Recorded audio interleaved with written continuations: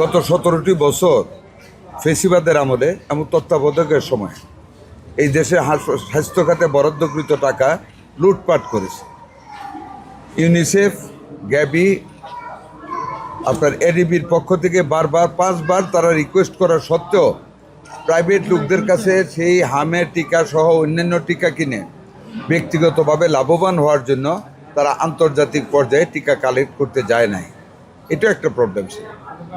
যেসব machine import করলে টাকা মারা যাবে বেশি, এরকম বহু রেডিওথেরাপির মেশিন কিনে বিভিন্ন জায়গায় ফেলে রেখেছে, এগুলো অবসলিট হয়ে গিয়েছে। আমি ভিজিট করেছি খুলনায়, ফরিদপুরে, অনেক জায়গায়। কোনো স্ট্রাকচার ডিজাইন করে জনবলের প্রয়োজন চাহিদা অনুযায়ী করা হয়নি। আমরা একটা অত্যন্ত বিপজ্জনক এবং অত্যন্ত সীমাবদ্ধতার ভিতরে আমরা একটা ক্ষমতা গ্রহণ করেছি। আমাদের কাছে কোনো অর্থকরীয় ছিল না যে আমরা রাতারাতি কিছু করতে পারবো। এর মধ্যে মিজেল অ্যাটাক করেছে আমাদেরকে। এই মিজেল অ্যাটাকের পিছনে বিগত 2টা সরকার দায়ী। তারা হামের টিকা 2020 সনের ডিসেম্বর মাসে প্রত্যেক 4 বছর পর পর এমআর টিকার ক্যাম্পেইনিং করার কথা ছিল। 2020-এর ডিসেম্বরের পরে তারা সেটা করেনি, যেই কারণে আমাদের উপর এসে পড়েছে।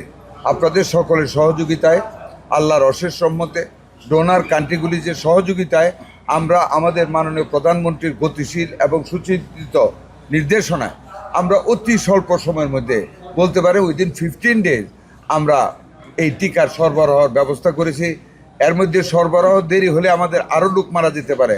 গ্যাবি নামক একটা সংস্থার কাছে অনেকগুলি মিজেলসের টিকা ছিল, সেগুলি আমরা তাদেরকে অনুরোধ করে দাঁড় হিসাবে নিয়ে আমরা এপ্রিল মাসের 4 তারিখ থেকে প্রথমে তাদের নির্দেশনা অনুযায়ী যে ডিস্ট্রিক্টে হাম বেশি ছিল 18টা জেলার 30টি উপজেলায় আমরা হাম কার্যক্রম শুরু করেছি, আপনারা জানেন।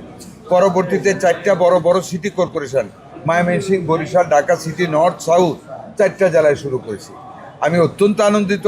গত মাসের 20 তারিখ থেকে আমরা যখন পর্যাপ্ত টিকা পেয়েছি, দেশব্যাপী মাননীয় প্রধানমন্ত্রীর উদ্বোধনের মাধ্যমে বগুড়ায় আমরা সারা দেশব্যাপী আমরা টিকা কার্যক্রম গ্রহণ করেছি, যা 20 তারিখে শেষ হয়েছে।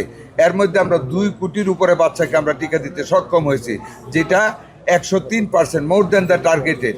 শুধু এই পরিসংখ্যানের উপর আমরা বসে থাকিনি।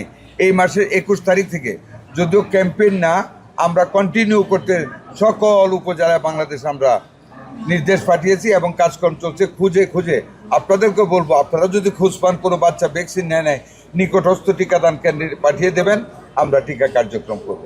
যে কথাটা আপনি বলছেন নাই, একদম ঠিক, অনেক কিছু নাই। এর ভিতরে আমরা কিন্তু ম্যানেজ করে যাচ্ছি।